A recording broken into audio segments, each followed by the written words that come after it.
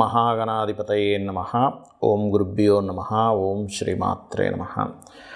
పరమేశ్వర స్వరూపమైనటువంటి జ్యోతిష, వాస్తు మరియు ఇతర అనేకమైనటువంటి శాస్త్రములను మనకు అందించినటువంటి మహర్షులకి నమస్కారం. హయగ్రీవ హయగ్రీవ హయగ్రీవేతి యో వదేత్తస్స నిస్సరతే వాణి జహ్నుకన్యా ప్రవాహవత్. అరుణాం కరుణాతరంగితాక్షీం ధృతపాశాంకుశపుష్పబాణచాపాం అనిమాదిభిరావృతాం మయూకైః అహమిత్యేవ విభావయే భవానీం. శ్రీమాత్రే నమః. ప్రేక్షకులకి లలితాంబిక అమ్మవారి యొక్క అనుగ్రహం పరిపూర్ణంగా కలగాలని మనస్ఫూర్తిగా కోరుకుంటూ మనం ఈరోజు చెప్పుకోవేటువంటి టాపిక్, మన జీవితంలో ధనం వచ్చేటువంటి మార్గం ఏ రూపంలో ఉంటుంది, మనం నష్టపోయేటువంటి మార్గం ఏ రూపంలో వస్తుంది అనేటువంటి విషయం మనకు తెలిసినట్లయితే జీవితంలో నష్టపోకుండా ఉంటాము, ధనం రాబడి ఉంటుంది. అయితే దీనికి ప్రతి లగ్నానికి స్పెసిఫిక్గా కొన్ని ఉంటాయి. అలాగే అసలు date of birth, time, place తెలియని వాళ్ళకు కూడా ఎలా చేసుకోవాలనేటువంటి చెప్తాను. కాబట్టి ఏంటంటే వీడియో ఎండింగ్ వరకు చూస్తే ఇన్ఫర్మేషన్ అనేటువంటిది ఉంటుంది. మొట్టమొదటిగా మనం ఇక్కడ కండిషన్స్ అసలు ఏమిటి, మళ్ళీ ఇక్కడ విదేశాల్లో ఉద్యోగం చేసే వాళ్ళకి వేరే ఉంటుంది, అవన్నీ కూడా నేను మీకు ఆఖరి వరకు చెప్తాను, చూస్తూ ఉండండి. ధనస్సు లగ్నము, ధనస్సు రాశి. ఇక్కడ ధనుర్లగ్నానికి చూసుకున్నట్లయితే second and third lord is Shani. ఈ శాటన్ దరిద్రకారకుడు, ధనకారకుడు రెండో అయ్యాడండి. ఏమిటండి మరి ఏమిటి దారిద్ర ధనకారకుడు? ఇక్కడ మీరు దీన్ని కరెక్ట్గా పట్టుకోగలిగితే మీడియేటింగ్ ధనయోగ అంటారు దీన్ని. అంటే ఏదైనా ఒక మీడియేటింగ్ చేయడం ద్వారా. అయితే మీడియేటింగ్ ధనయోగ ఇన్బిల్ట్గా ఉంది, కానీ ఆ ఇన్బిల్ట్గా ఉన్నటువంటి యోగం ఎంతవరకు అది రూపాంతరం చెందింది, ఎంతవరకు అది మేనిఫెస్ట్ అవుతుంది, ఎంతవరకు మీకు అది యోగాన్ని కలిగించేటువంటి దాంట్లో ఉంది. ఇక్కడ నేను మీకు ఒక చిన్న ఎగ్జాంపుల్ చెప్తా. ప్రతి ఒక్కరికి రిలేషన్స్ ఉంటారు, ప్రతి ఒక్కరికి తల్లిదండ్రులు ఉంటారు, ప్రతి ఒక్కరికి ఎక్కడో చిన్నప్పుడు ఏదో మరణించడం తల్లిదండ్రులు, దట్ ఈస్ డిఫరెంట్ కేసు, కోర్టులో ఒకరికి. బట్ ఈ రిలేషన్స్ భార్య, భర్త, లేకపోతే పిల్లలు, తల్లి, తండ్రి, మేనమామ, వీళ్ళందరూ ఉంటారు కదా. ఈ రిలేషన్స్లో కొంతమందితో బాగా ఉపయోగాలు ఉంటాయి, కొంతమందితో శత్రుత్వాలు ఉంటాయి. ఏమిటండి వీళ్ళు రిలేషన్స్ వాళ్ళ రిలేషన్స్ కదా, ఎందుకు వీళ్ళ లైఫ్లో ఇలా జరుగుతుందంటే ఆ పర్టికులర్ ప్లానెట్ వీళ్ళని ఆ రకంగా ఇబ్బందిస్తుంది, ఆ రకంగా వాళ్ళకి సపోర్ట్ చేస్తుంది. అట్లాగే మీ జన్మజాతకంలో కూడా ఒక యోగం ఉంది, కానీ ఆ యోగం ఎంతవరకు అది ఫలితాన్ని ఇచ్చే దాంట్లో ఉంది ఈజ్ మోస్ట్ ఇంపార్టెంట్. సో మీ యొక్క శాటర్న్ బాగున్నాడు, శని భగవానుడి యొక్క స్థితి అద్భుతంగా ఉంది, మీడియేటింగ్స్ చేసుకోవచ్చు. Any marketing, any mediating. మధ్యవర్తిత్వంగా ఉంటే డబ్బులు వచ్చేస్తాయి, గుర్తుపెట్టుకోండి. కానీ ఇక్కడ మనం ఓన్లీ శాటర్న్ ఒకటే కాదు, నేను చెప్తూ ఉన్నాను మీకు, ఏది ధనాన్ని ఇచ్చే కారకులు. ఫిఫ్త్ లార్డ్ ఈజ్ ఆల్సో మన లక్ష్మీ యోగ. అంటే ఏమిటి, ఫిఫ్త్ లార్డ్ ధనయోగం ఇస్తున్నాడు, అప్పుడు మీరు బయట దేశాలకు వెళ్తే డబ్బులు వస్తాయి, లేదా మీ పిల్లల్ని బయట దేశాలకు పంపించినప్పుడు డబ్బులు వస్తాయి. బట్ ఇట్స్ కండిషన్ ఏమిటి అంటే మార్స్ యొక్క కండిషన్ ఎట్లా ఉంది, కుజుడి యొక్క కండిషన్ ఎంత స్ట్రెంగ్త్ఫుల్గా ఉంది. కేవలం ఎగ్జాల్టెడ్ ఉంటే సరిపోదు, గుర్తుపెట్టుకోండి. ఎగ్జాల్టెడ్ ఏ విషయాన్ని ఎగ్జాల్టెడ్ ఇస్తుంది, అది ఒక్కొక్కసారి ఎగ్జాల్ట్ అయ్యి తండ్రి యొక్క ఆస్తిని ఇస్తుంది. కేవలం తండ్రి ఆస్తి పెరుగుతూ ఉంటుంది, కానీ లిక్విడ్ క్యాష్ ఉండాలని రూల్ లేదు.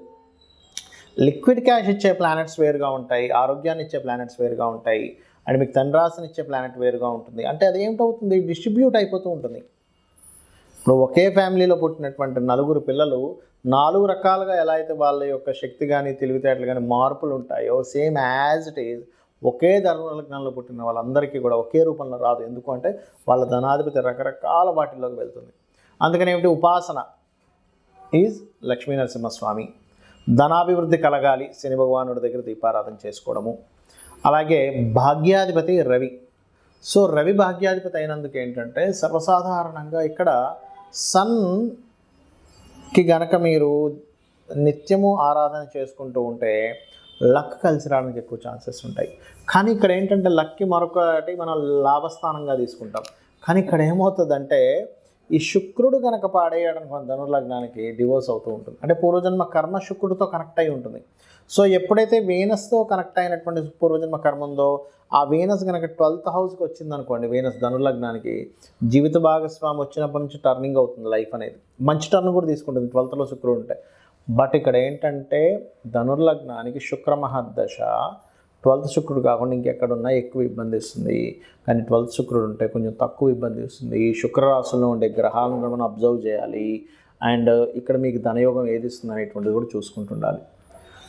ఇక్కడ మీకు సన్ బాగున్నాడు, ఆరోగ్యాన్ని చెప్పే ఇప్పుడు న్యూట్రిషన్స్ ఉంటారు, లేకపోతే ఆరోగ్యాన్ని గైడ్ చేసేవాళ్ళు ఉంటారు, అందరూ వస్తారండి. ఆరోగ్యం అనేటువంటి దాంట్లో ఎట్లా అంటే ఇప్పుడు జిమ్లో కోచ్ కూడా ఆరోగ్యాన్ని చెప్పేవాడే.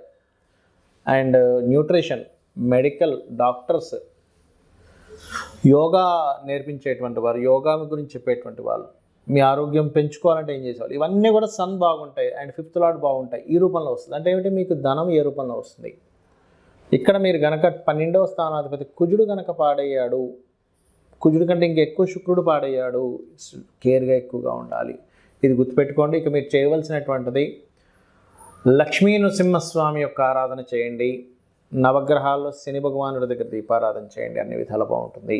ఇక్కడ ముఖ్యంగా మీకు నేను చెప్పాను, ధనాధిపతి ఒక గ్రహంతో కనెక్ట్ అయినప్పుడు దాని మూలంగా డబ్బులు వస్తాయి. అంటే చిన్న ఎగ్జాంపుల్ చెప్తాను చూడండి.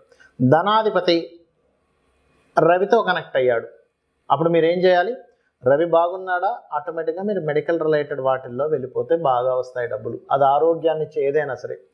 చంద్రుడితో కనెక్ట్ అయ్యాడు, కంప్యూటర్స్, ఫుడ్ రిలేటెడ్. కానీ చాలామంది అడుగుతుంటారు, ఏమంటే నాకు హోటల్స్ పెట్టచ్చా, ఫుడ్. చంద్రుడు బాగున్నాడా, ధనాన్ని కనెక్టివిటీ ఇస్తున్నాడా, ఆ మహాదశ నడుస్తుందా, గుడ్. అలా కాదండి, నేను సెక్యూరిటీ సర్వీసెస్ పెట్టుకుందాం అనుకుంటున్నాను, మార్స్ బాగుండాలి. అలా కాదు సార్, నేను ఒక ఏజెన్సీ పెట్టుకుందాం అనుకుంటున్నా, ఏజెన్సీ ద్వారా నాకు డబ్బులు రావాలనుకుంటున్నా, ఏమిటి, మెర్క్యూరీ బాగుండాలి. కాదండి, నేను పలానా ఒక స్కూల్ ఆర్ కాలేజ్ పెట్టుకుందాం అనుకుంటున్నాను, జూపిటర్ బాగుండి, జూపిటర్తో ధనాధిపతి కనెక్ట్ అయ్యి ఉండాలి. కొంతమంది మ్యారేజ్ బ్యూరోస్ పెట్టుకుని ఉంటారు, లేకపోతే ఫ్యాషన్ డిజైనింగ్ పెట్టుకుంటుంటారు, బ్యూటీ పార్లర్స్ పెట్టుకుంటూ ఉంటారు, లేనట్లయితే ఏదైనా అందమైన వస్తువులు అమ్మేటువంటిది పెట్టుకుంటూ ఉంటారు, కాస్ట్లీ వస్తువులు అమ్మేది పెట్టుకుంటారు. వీనస్ బాగుండి, వీనస్ ధన స్థానాన్ని సంబంధం కలిగి ఉండాలి, అప్పుడు 5th కనెక్టివిటీ కూడా ఉండాలి. అయితే ఇక్కడ ఏంటంటే ఎప్పుడు కూడా ప్లానెట్ బలం ఎంత ఉంది, అది పాపకర్తెల్లో ఉందా, శుభకర్తెల్లో ఉందా, ఈజ్ మోస్ట్ ఇంపార్టెంట్. కొంతమంది ఏం చేస్తారు, కన్సల్టెన్సీ సెంటర్స్ పెట్టుకుంటారు, అంటే వీళ్ళు జాబులు ఇప్పిస్తూ వాళ్ళు అందులో కొంత కమిషన్ తీసుకుంటారు. అలాంటప్పుడు శాటర్న్ బాగుండాలి. రాహు ఉన్నాడు అనుకోండి, ఉదాహరణకి రాహు ఏంటి, విదేశాలకు వెళ్ళి ధనం సంపాదించడము, అట్లా. కొంతమంది ఆధ్యాత్మికమైనటువంటి చింతన, పూజలు చేస్తూ పౌరహిత్యంలో ఉంటారు. అప్పుడు కేతువు వాళ్ళకి బలంగా ధనయోగాన్ని ఇవ్వడం, కేతువు గురువు ఇద్దరు కలిసి ధనయోగాన్ని అద్భుతంగా ఉంటుంది. అంటే ఇక్కడ ఏమిటంటే ఒకటి గుర్తుపెట్టుకోండి, ఈ కాంబినేషన్ ఏదైతే ఉందో ఈ కాంబినేషన్ రిజల్ట్ మీద ఆధారపడి ఉంటుంది. అలాగే 12వ స్థానాధిపతి కూడా పాడైతే ఇక్కడ నేను మీకు ఏం చెప్పాను, ఖర్చులు ఆ రూపంలో అవుతాయని చెప్పాను. ఇప్పుడు మనకి ఖర్చులు వేస్టేజ్ అయిపోతాయా, బాగొస్తాయా అంటే ఈ 12వ అధిపతి బాగుండడం లేదా 12వ అధిపతి పాడైపోవడం. సేమ్ ప్యాటర్న్ మీరు ఏం చేయాలి, 12వ అధిపతి కనుక రవితో ఉండి పాడైపోయాడు అంటే మీరు తండ్రి యొక్క బాధ్యతలు మీ మీద పడడం వల్ల, తండ్రి సరిగ్గా స్టెబిలిటీ లేకపోవడం వల్ల మీరు ఆ బాధ్యతలు ఖర్చు పెట్టేస్తుంటారు మీ డబ్బులని. అలా కాదండి, నాకు 12వ స్థానాధిపతి కొంతమందికి ఎట్లా ఉంటుందంటే వ్యసనాల్లోకి వెళ్ళిపోతారు. అంటే అట్లాగా రకరకాల డ్రింకింగ్ హ్యాబిట్స్ అని, లేకపోతే అటు ఇటు పిచ్చి పిచ్చిగా ఖర్చు పెట్టేసేయడం కానివ్వండి, రకరకాల హ్యాబిట్స్ ఉంటాయి. ఇవాళ రేపు మీకు తెలియని విషయం కదా, దాన్ని నేను చెప్పక్కర్లేదు ప్రత్యేకంగా. అట్లా ఆ రకంగా అయిపోతూ ఉంటుంది. లేదండి, కొంతమందికి ఏమవుతుంది, ఎక్కువ తిరగడం ద్వారా స్పెండ్ చేస్తుంటారు, ఆ టూర్ అంటారు, ఈ టూర్ అంటారు. మూన్ 12వ స్థానంతో ఉంటే అప్పుడు అది అట్లా. మార్స్ అనుకోండి, అనవసరమైన గొడవల్లో ఇరుక్కొని ఆ కేసెస్ చుట్టూ తిరుగుతుంటారు. జూపిటర్ అయినా సరే కోర్టు కేసెస్ చుట్టూ తిరుగుతుంటారు. వీనస్ అనుకోండి, అనవసరమైన చెడు స్నేహాలు, అట్లాంటి వాటి ద్వారా. మెర్క్యూరీ పాడయ్యాడు అనుకోండి, ఉదాహరణకి మీకు 12వ స్థానాన్ని మెర్క్యూరీ పాడు చేస్తూ, మెర్క్యూరీయే పాడయ్యాడు, మెర్క్యూరీతో కాంబినేషన్స్ వచ్చాయి అన్నప్పుడు పాడైతేనేమో అనవసరమైన బిజినెస్ ఇన్వెస్ట్మెంట్స్ వల్ల మీకు ఇబ్బంది కలుగుతూ ఉంటుంది. అదేవిధంగా జూపిటర్ అయితే ఏమవుతుందంటే కొంతమంది ఏం చేస్తారంటే కొన్ని ఈ జూపిటర్కి కోర్టు కేసెస్ అని చెప్పాను ఆల్రెడీ, వీనస్ అయితేనేమో వ్యసనాలు అని చెప్పాను, శని అయితే రోగాలకు పెడుతూ ఉండాల్సి వస్తూ ఉంటుంది. లాంగ్ టర్మ్ ఇన్వెస్ట్మెంట్ చేస్తూనే ఉంటారు, ఒక కంపెనీ పెడతారు, కొన్ని సంవత్సరాలు ఇన్వెస్ట్మెంట్ చేస్తూ ఆ ఉన్న ఆస్తులు మొత్తం అమ్మేసుకుని దానికి పెట్టాల్సి వస్తూ ఉంటుంది. ఆ రకంగా రాహుకేతువులు అయితే కొంతమంది సాఫ్ట్వేర్ కంపెనీస్ పెట్టి ఇబ్బంది పడుతుంటారు. అంటే ఇక్కడ ఏమిటి, మరి ఇలా ఉందండి, మరి దీనికి రెమెడీ ఏమిటి? ఎందుకంటే సరే నాకు డబ్బులు వస్తున్నాయి, ఫైన్, డబ్బులు పోతున్నాయి, అర్థమవుతుంది, కానీ ఏమిటి రెమెడీ ఏమిటి? It's very clear. మీకు సన్ ద్వారా కనుక మీకు ఇబ్బంది అవుతుంది అంటే సూర్యభగవానుడు ఆరాధన రెగ్యులర్గా చేయండి, మీకు ఖచ్చితంగా బయటపడిపోతారు. సండే మీరు ఉపవాసం ఉంటూ ఉండండి. మూన్ ద్వారా అవుతుందంటే సోమవారం ఉపవాసం ఉండండి. అయితే ఉపవాసాల్లో ముఖ్యంగా మనకి పూర్తి ఉపవాసం ఏకాదశికి మాత్రమే చెప్పారు, కానీ మండే కనుక మండేస్ మీకు తెలుస్తుంటుంది, మండేస్ ఎక్కువగా ఇబ్బంది వస్తుంది నాకు, ఎందుకంటే జాతకం లేదు. సండేసే నేను ఎక్కువ ఇబ్బంది పడుతున్నాను. సన్ నక్షత్రాల్లో అంటే ఏంటి, కృత్తిక, ఉత్తరాషాఢ నక్షత్రాలు ఎక్కువగా అవుతుంది అన్నప్పుడు మీరు సండేస్ ఉపవాసం ఉండాలి, సూర్య నమస్కారాలు చేస్తూ ఉండాలి. చంద్రుడి ద్వారా వస్తుంది. సోమవారాల్లో నాకు ఎక్కువ నష్టం జరుగుతుంది, ఎందుకంటే ఇక్కడ జాతకం లేని వాళ్ళకు కూడా చెప్తానన్నాను నేను మీకు. అప్పుడు అలాంటప్పుడు ఏం చేయాలి?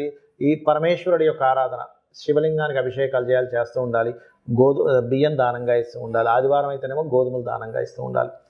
అదే మంగళవారాలు అవుతున్నాయి అనుకోండి, స్కందుని యొక్క ఆరాధన చేస్తూ, కుజగ్రహం దగ్గర దీపారాధన చేస్తూ కందులు దానంగా ఇస్తూ ఉండాలి. బుధవారం ఎక్కువగా నాకు నష్టాలు వస్తున్నాయంటే అని మీకు ఒక తెలుస్తూ ఉంటుంది. అలాంటప్పుడు ఏం చేయాలి అంటే మీరు పెసలు దానంగా ఇస్తూ ఉండాలి. అదేవిధంగా గోవులకి గోంగూర తినిపిస్తూ ఉండాలి. అదేవిధంగా గురువారం అవుతుంది అనుకోండి, శనగలు దానంగా ఇవ్వడము. నవగ్రహాల్లో గురుగ్రహం దగ్గర దీపారాధన చేయడం. శుక్రవారం ఎక్కువ అవుతుంది అనుకోండి, బొబ్బర్లు దానంగా ఇవ్వడం, అమ్మవారి ఆరాధన చేయడం, అమ్మవారి ఆలయాలకు వెళ్ళడం. శనివారం అవుతుంది అనుకోండి, మీకు ఈశ్వరారాధన చేయడము లేదా ఆంజనేయ స్వామి ఆరాధన చేయడము, నువ్వులు దానంగా ఇవ్వడము. శనికి సంబంధించిన ఎక్కువగా ఇబ్బంది ఉందనుకోండి, నూనెలో మీ ముఖాన్ని చూసుకొని దాన్ని చక్కగా బాటిల్లో వేసి ఈశ్వరాలయంలో దీపారాధన కోసం ఇవ్వండి. ఖచ్చితంగా మీ దోషం అనేటువంటిది పోతుంది.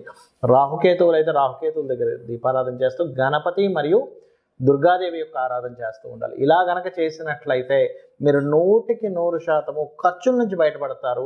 సంపాదన అనేటువంటిది పెరుగుతుంది. అయితే ఇక్కడ ఏంటంటే ఒక మంత్రం బలంగా మీరు కనుక చేయగలిగితే, ఒకవేళ అప్పులున్నాయి, ఓం అపర్ణాయే నమః.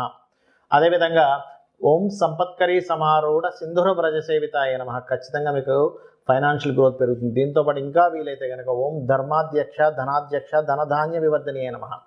ఇవి చేసుకుంటూ మీరు ఒకవేళ నేను బిజినెస్ లైన్స్లో ఉన్నానండి, బిజినెస్ ఎదుగుదల కావాలి అనుకునేటువంటి వారు ఓం ఇంద్రగోప పరిక్షిప్త స్మరతోనా భజంగికాయ నమః అనేటువంటి మంత్రం కనుక చేసుకున్నట్లయితే 100% మీరు సక్సెస్ అయి తీరుతారు. సక్సెస్ని మీరు పొందుతారు.